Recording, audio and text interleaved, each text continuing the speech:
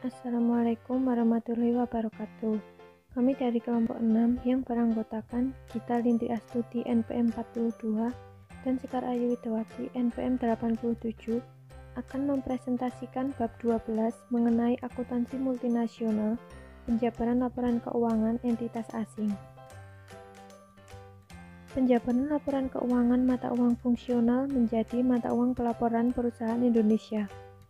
DSAK meyakini bahwa hubungan ekonomi yang mendasari disajikan dalam laporan keuangan entitas asing tidak boleh didistorsi atau diubah selama proses penjabaran dari mata uang fungsional entitas asing menjadi mata uang entitas induk. Penjabaran dilakukan dengan menggunakan kurs Gini untuk semua aset dan liabilitas. Kurs ini merupakan spot rate pada tanggal laporan posisi keuangan. Secara ringkas, penjabaran laporan keuangan entitas asing dari mata uang fungsional menjadi mata uang pelaporan perusahaan Indonesia adalah sebagai berikut. Yang pertama, akun laporan laba rugi yang terdiri dari penghasilan dan beban. Biasanya menggunakan kurs rata-rata untuk periode yang tercakup pada laporan. Kemudian yang kedua ada akun laporan posisi keuangan yang terdiri dari aset dan liabilitas yang menggunakan kurs Gini pada tanggal laporan posisi keuangan dan juga ekuitas pemegang saham yang menggunakan kurs historis. Penyajian laporan keuangan dari penyesuaian penjabaran. Laba rugi komprehensif termasuk laba neto dan item penghasilan komprehensif lain yang merupakan bagian dari perubahan aset neto pada perusahaan bisnis dari sumber non-pemilik selama periode bersangkutan. PSAK mengharuskan pelaporan laba rugi komprehensif sebagai bagian dari laporan keuangan utama suatu entitas. Ada beberapa alternatif dari format penyajian untuk laporan laba rugi komprehensif. Setiap periode penghasilan komprehensif lain ditutup ke akumulasi penghasilan komprehensif yang ditampilkan secara terpisah dari item ekuitas pemegang saham lainnya. Kemudian berikut ada contoh tabel dari figur 12-2.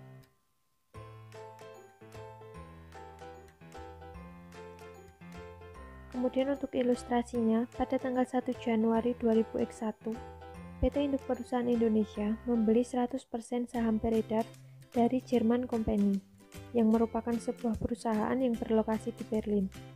PT Induk Perusahaan Indonesia membeli saham dengan harga Rp660 juta dari nilai buku.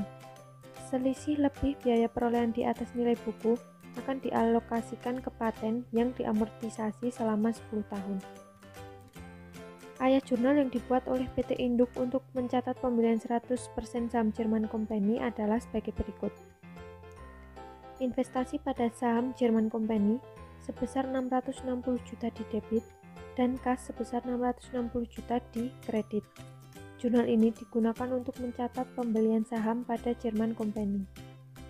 Kemudian selanjutnya, kertas kerja laporan posisi keuangan konsolidasian untuk PT Induk dan entitas anak di German Company tanggal 1 Januari 2001 disajikan pada figur 12-4 yang bisa dilihat di buku pada halaman 93. Ayat jurnal yang digunakan untuk mengeliminasi adalah sebagai berikut. Modal saham biasa pada German Company sebesar 480 juta di debit, saldo laba sebesar 120 juta di debit, diferensial sebesar 60 juta di debit, dan investasi pada saham German Company sebesar 660 juta di kredit. Jurnal ini digunakan untuk mengeliminasi saldo investasi. Selanjutnya, paten sebesar 60 juta di debit dan diferensial sebesar 60 juta di kredit. Jurnal ini digunakan untuk mengalokasikan diferensial. Selanjutnya, akun unit mata uang asing dalam neraca saldo dari entitas anak di Jerman mencerminkan rupiah sebesar 42 juta yang dimiliki oleh entitas anak. Entitas anak akan membuat ayat jurnal dalam pembukuannya pada saat menerima rupiah. Jurnalnya adalah sebagai berikut. Unit mata uang asing sebesar 3.500 euro di debit dan penjualan sebesar 3.500 euro di kredit. Jurnal ini digunakan untuk mencatat penjualan dan penerimaan pada kurs spot pada tanggal penerimaan. 3.500 euro ini didapat dari unit mata uang asing yang mencerminkan rupiah sebesar 42 juta dibagi dengan kurs sebesar 12.000 rupiah.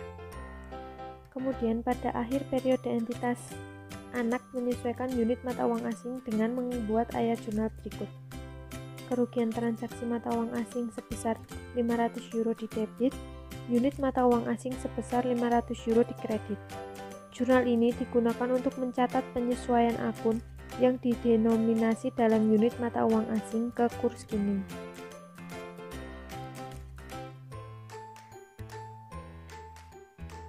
Selanjutnya, dikarenakan euro Eropa adalah mata uang fungsional entitas asing, maka laporan keuangan entitas anak harus dijabarkan ke dalam rupiah dengan menggunakan metode kurs kini. Aset dan liabilitas dijabarkan menggunakan kurs kini pada tanggal laporan posisi keuangan sebesar Rp14.000. Akun laporan laba rugi dijabarkan menggunakan kurs rata-rata selama periode berjalan sebesar Rp13.000 dan akun ekuitas pemegang saham dijabarkan menggunakan kurs historis sebesar Rp12.000.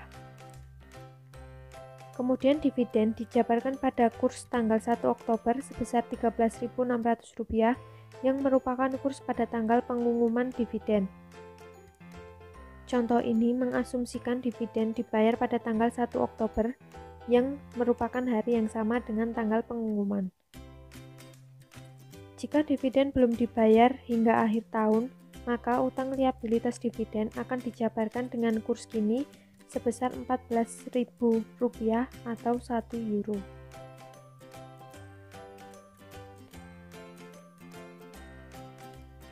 Kemudian berikut ini adalah tabel ilustrasi hubungan relatif dalam laporan keuangan jika diukur dalam euro dan diukur dalam rupiah. Data yang digunakan dalam tabel ini menggunakan data dari figur 12-5 yang ada di halaman 94.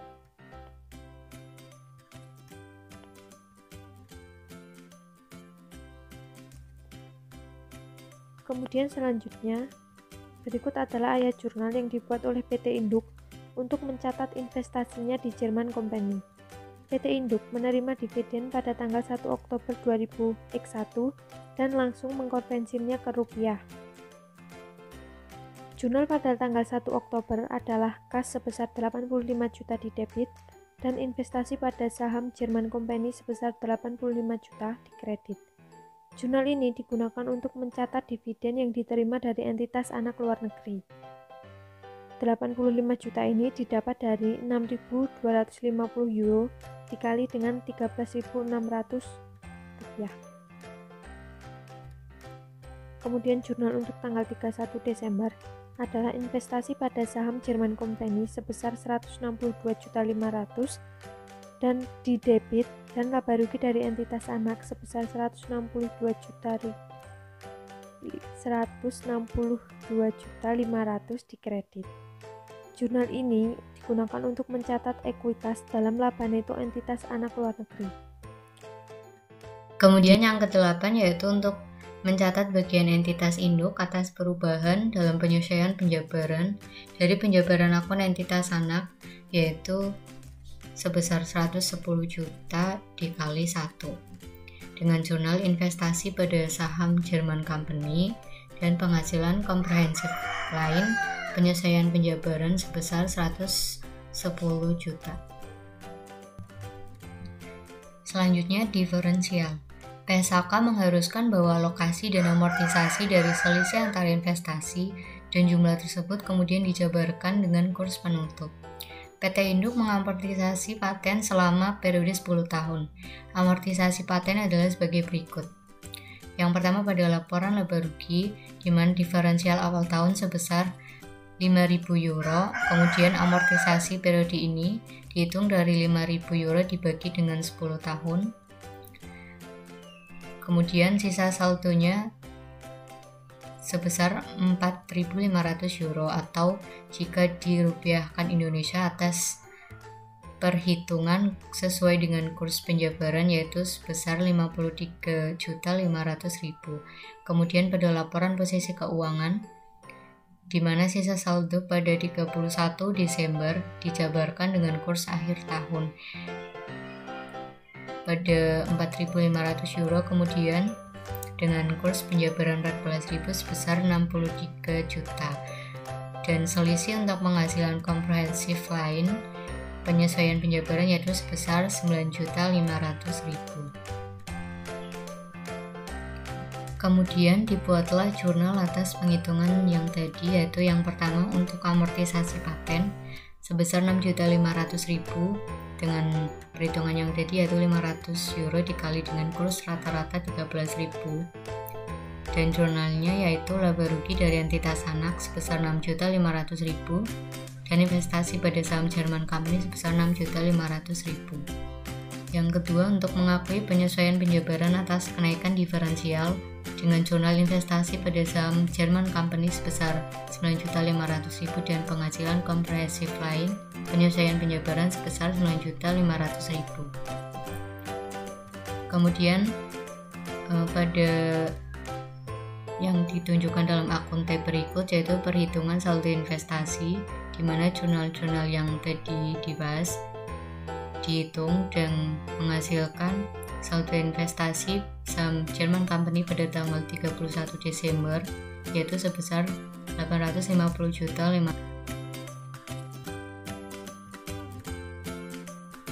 Selama proses saya jurnal penutup entitas induk, dua jurnal berikut akan dimasukkan secara terpisah untuk menutup laba neto dari entitas anak dan penghasilan komprehensif lain yang timbul dari investasi pada entitas anak. Yang pertama untuk menutup laba neto dari entitas anak dengan perhitungan 162 juta dikurangi dengan 6.500.000 yang menghasilkan 156 juta, dan jurnalnya yaitu laba rugi dari entitas anak dan saldo laba sebesar 156 juta. Kemudian yang kedua untuk menutup penghasilan komprehensif lain yang dihasilkan dari investasi pada entitas anak di Jerman dengan perhitungan 110 juta ditambah dengan 9.500.000 yang menghasilkan 119.500.000. Dan jurnalnya yaitu penghasilan komprehensif lain, penyesuaian penjabaran, dan akumulasi penghasilan komprehensif lain yang dihasilkan dari investasi pada entitas anak di Jerman sebesar 195.500.000. Kertas kerja konsolidasi selanjutnya. Proses konsolidasi ini sama seperti untuk entitas anak domestik kecuali untuk dua perbedaan utama. Yang pertama, entitas induk akan mencatat bagian dari penyesuaian penjabaran yang timbul dari penjabaran akun entitas anak luar negeri. Kemudian amortisasi paten untuk periode berjalan dijabarkan pada saat kurs laporan laba rugi atau kurs rata-rata periode berjalan, sedangkan saldo akhir paten dijabarkan pada saat kurs laporan posisi keuangan atau kurs kini. Pada gambar berikut ini merupakan kertas kerja konsolidasi yang disusun setelah penjabaran laporan keuangan asing. Neraca saldo diperoleh dari jumlah penjabaran yang dihitung sebelumnya. Dan ayat jurnal kertas kerja tidak dibuat pada pembukuan kedua perusahaan, namun hanya dibuat dalam kolom eliminasi kertas kerja. Eliminasi yang pertama yaitu eliminasi laba rugi dari entitas anak sebesar 156 juta dari perhitungan 162.500.000 bagian ekuitas dikurangi dengan 6.500.000. Dan jurnalnya yaitu laba rugi dari entitas anak dan dividen diumumkan sebesar 85 juta dan investasi pada saham Jerman Company sebesar 71 juta. Kemudian yang kedua untuk mengeliminasi penghasilan komprehensif lain dari entitas anak yang dicatat oleh entitas induk. Dan jurnalnya yaitu penghasilan komprehensif lain penyesuaian penjabaran dan investasi saham Jerman Company sebesar 110 juta. Kemudian untuk mengeliminasi saldo investasi awal dengan jurnal modal saham biasa Jerman Company sebesar 480 juta, kemudian saldo laba 1 Januari sebesar 120 juta, dan akumulasi penghasilan komprehensif lain 1 Januari yang dengan saldo 0 dan diferensial sebesar 60 juta. Dan investasi pada saham Jerman Company sebesar 660 juta. Kemudian untuk mengeliminasi penyesuaian diferensial akhir periode yang dicatat di dalam akun investasi dan jurnalnya yaitu diferensial dan investasi pada saham Jerman Company sebesar 9.500.000. Selanjutnya yaitu mengalokasikan diferensial termasuk penyesuaian periodik sebesar 69.500.000 dari perhitungan 60 juta ditambah dengan 9.500.000 penyesuaian diferensial. Dan yang terakhir yaitu untuk amortisasi paten sebesar 6.500.000 dari perhitungan 500 euro dikali dengan kurs 13.000. Dan jurnalnya yaitu beban operasi, amortisasi paten, dan paten 6.500.000. Selanjutnya, kepentingan non-pengendali pada entitas sanak di luar negeri. Jika entitas sanak di luar negeri tidak dimiliki sepenuhnya, maka kepentingan non-pengendali harus dihitung. Kepentingan non-pengendali pada laporan posisi keuangan konsolidasian akhir tahun akan dimasukkan sebesar bagiannya atas akumulasi penghasilan komprehensif lain dari penyesuaian penjabaran. Selanjutnya, pengukuran kembali pembukuan ke dalam mata uang fungsional. Metode kedua untuk menyajikan kembali laporan keuangan afiliasi asing dalam rupiah adalah pengukuran kembali. Pengukuran kembali sama dengan penjabaran yang tujuannya adalah untuk mendapatkan nilai setara rupiah dari akun-akun afiliasi asing sehingga dapat dikombinasikan atau dikonsolidasikan dengan laporan keuangan perusahaan Indonesia. Akan tetapi, kurs yang digunakan untuk pengukuran berbeda dengan kurs yang digunakan untuk penjabaran. Beberapa transaksi dan saldo akun tertentu disajikan kembali ke nilai setara rupiah dengan kurs historis yaitu kurs spot saat awal transaksi. Proses pengukuran kembali membagi laporan posisi keuangan dalam akun moneter dan akun non-moneter. Aset dan liabilitas moneter antara lain kas, piutang jangka pendek dan jangka panjang, utang jangka pendek dan jangka panjang yang memiliki jumlah tetap dalam unit mata uang dan dapat mengalami keuntungan atau kerugian perubahan kurs. Aset non-moneter adalah persediaan dan aset tetap yang nilainya tidak tetap dalam unit moneter. Selanjutnya, penyajian laporan keuangan dari keuntungan atau kerugian pengukuran kembali. Keuntungan atau kerugian pengukuran kembali dimasukkan dalam laba rugi periode berjalan karena jika transaksi sejak awal dicatat dalam rupiah, maka keuntungan atau kerugian kurs akan diakui dalam periode ini sebagai bagian penyesuaian yang diperlukan untuk penilaian transaksi luar negeri yang didenominasikan dalam mata uang asing. Selanjutnya, pengukuran kembali neraca saldo entitas anak di luar negeri setelah akuisisi. Neraca saldo pada entitas anak harus diukur kembali dari euro menjadi rupiah. Kurs kini digunakan untuk mengukur kembali akun moneter dan kurs historis digunakan untuk akun non-moneter. Selanjutnya yaitu untuk contoh pengukuran kembali neraca saldo entitas anak di luar negeri setelah akuisisi. Yang gambar pertama yaitu adalah aset tetap yang diukur kembali menggunakan kurs historis pada tanggal entitas induk mengakuisisi entitas anak di luar negeri. Kemudian yang kedua yaitu beban pokok penjualan yang terdiri dari transaksi yang terjadi pada berbagai kurs. Persediaan awal diperoleh pada saat kurs 12.000, kemudian pembelian persediaan dilakukan pada beberapa waktu selama setahun sehingga kurs rata-rata yaitu 13.000 digunakan sebagai kurs pengukuran kembali. Dan di sini yaitu mengasumsikan persediaan akhir dibeli pada saat kurs langsung adalah 13.800 dan digunakan metode persediaan FIFO. Kemudian yang ketiga yaitu beban operasi juga terjadi pada kurs yang berbeda. Beban penyusutan diukur kembali pada kurs 12.000 karena terkait dengan akun non-moneter aset tetap diukur kembali dengan kurs historis 12.000. Kurs rata-rata digunakan untuk mengukur kembali beban operasi lainnya karena diasumsikan terjadi merata selama periode tersebut. Entitas asing dan entitas anak yang tidak dikonsolidasikan. Umumnya entitas induk mengonsolidasikan entitas anak di luar negeri, kecuali jika salah satu kondisi berikut sangat berat sehingga perusahaan Indonesia yang memiliki perusahaan luar negeri tidak dapat melaksanakan tingkat pengendalian ekonomi atas sumber daya dan operasi keuangan entitas anak luar negeri yang merupakan syarat konsolidasi. Seperti berikut ini. Yang pertama, pembatasan valuta asing di negara asing. kemudian pembatasan transfer properti di negara asing, dan ketidakpastian lain yang diterapkan oleh pemerintah. Entitas anak luar di luar negeri yang tidak dikonsolidasi dilaporkan sebagai investasi dalam laporan posisi keuangan entitas induk Indonesia. Likuidasi investasi asing, akun penyesuaian penjabaran terkait langsung dengan investasi perusahaan pada entitas asing. Jika investor menjual sebagian besar dari investasi sahamnya, PSAK 10 mengharuskan porsi prorata dari akun akumulasi penyesuaian penjabaran yang dialokasikan ke investasi dimasukkan dalam penghitungan keuntungan atau kerugian atas pelepasan investasi. Sekian presentasi dari kelompok kami, kurang lebihnya mohon maaf. Wassalamualaikum warahmatullahi wabarakatuh.